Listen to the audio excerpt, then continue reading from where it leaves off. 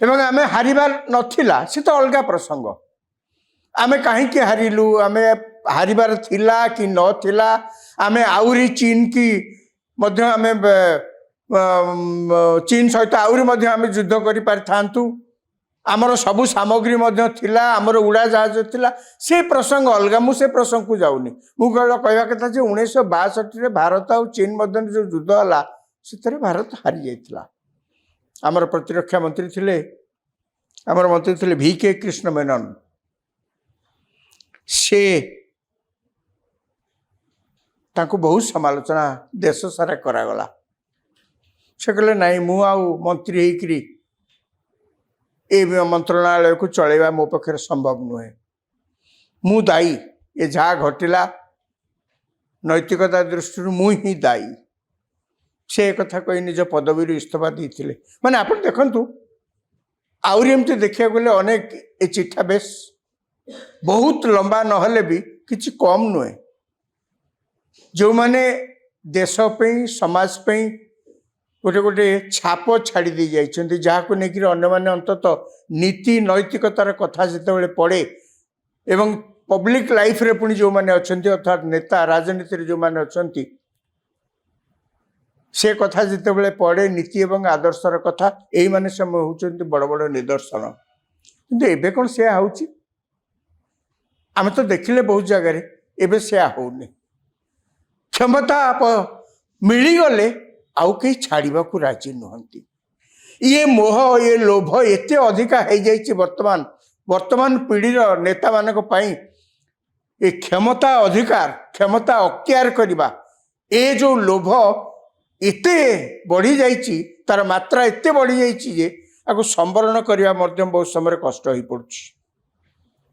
ଆମେ ଅନେକ ସମୟରେ ଦେଖିଛେ ଯାହାକୁ ଆମେ ଭାବୁଥିଲେ ନୀତି ଆଦର୍ଶର ନିଦର୍ଶନ ବୋଲିକିରି, ଅରବିନ୍ଦ କେଜରିୱାଲ, ଭୁଲ ହଉ ଠିକ ହଉ, ଆପଣଙ୍କ ନାଁରେ କେସ୍ ହେଇଛି, ପୋଲିସ ଆପଣଙ୍କୁ ଗିରଫ କରିଛି, ଆପଣ ଜୁଡ଼ିସିଆଲ କଷ୍ଟଡିରେ ଅଛନ୍ତି, କେସ୍ ଚାଲିଛି, କେସ୍ ଫଇସଲା ହେଇନି, ଆପଣ ଜୁଡ଼ିସିଆଲ କଷ୍ଟଡିରେ ଅଛନ୍ତି, ଆପଣ ଥିଲେ ମୁଖ୍ୟମନ୍ତ୍ରୀ ଦିଲ୍ଲୀର, ଆପଣ ଯେତେ ଯାହା ଅଭିଯୋଗ କରନ୍ତୁ ନା ନାହିଁ, କରନ୍ତୁ ନା କାହିଁକି, ବାସ୍ତବତା ଏହା ହେଉଛି ଯେ ଆପଣଙ୍କୁ ପୋଲିସ ଗିରଫ କରିଛି। ସେ କିନ୍ତୁ ତାଙ୍କ ପଦବୀ ଛାଡ଼ିବାକୁ ରାଜି ହେଲେନି।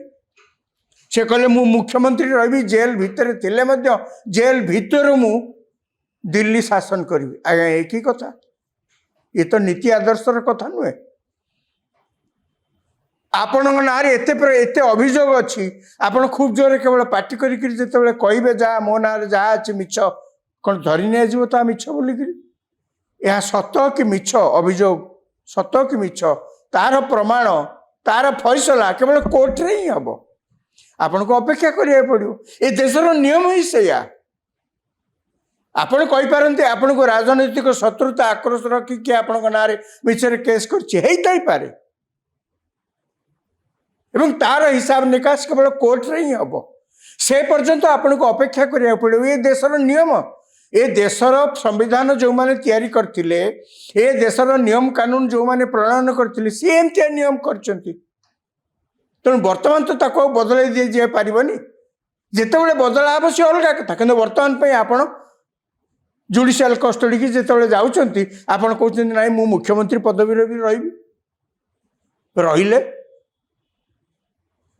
ବେଶ କିଛି ଦିନ ରହିଲେ। ସେ ତାମିଲନାଡୁର ଜଣେ ମନ୍ତ୍ରୀ ଥିଲେ, ସେ ହେଉଛନ୍ତି ଜେଲ ବିଭାଗର ମନ୍ତ୍ରୀ। ଏମିତି କିଛି ଅଭିଯୋଗରେ ସେ ଗିରଫ ହେଇକରି ଜେଲକୁ ଗଲେ। ଆଜ୍ଞା, ତାଙ୍କ ପଦବୀରୁ ସେ ଛାଡ଼ିବାକୁ ରାଜି ନୁହନ୍ତି। ସେ ଜେଲ ଭିତରୁ ଆପଣ ଭାବନ୍ତୁ, ଜେଲ ମନ୍ତ୍ରୀ ଜେଲ ଯାଇଛନ୍ତି ଏବଂ ପଦବୀ ଛାଡ଼ିବାକୁ ରାଜି ନୁହନ୍ତି। ଜେଲ ଭିତରୁ ଜେଲ କାରବାର ବିଷୟରେ ମନ୍ତ୍ରୀ ପୁଣି ନିଷ୍ପତ୍ତି ନେବେ। ଆଜ୍ଞା, ଏ କି ବିଚିତ୍ର କଥା।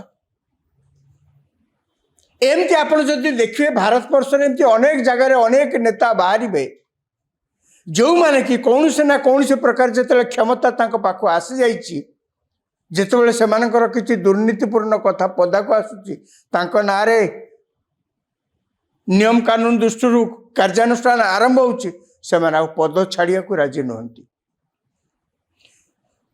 जदि नेता माने नीति आदर्श को अनुसरण न करिवे एवं एइभଳି भाବରେ क्षमता को जाबुड़ी धरिया पे सब प्रकार उद्यम करिवे ताले आपण भावंतु जनसाधारण एवं समाज रे यार की प्रकार प्रभाव पड़िबो ताले तो कई का किछि मानिबेनी। एई राजनीति रे थिबा लोकंक भितरे नीति आदर्श को बजाय रखिया पई नरेंद्र मोदी को सरकार गोटे नुआ नियम आनिचंती। गृह मंत्री अमित शाह ताको लोकसभा रे पारित करछंती एवं से नियम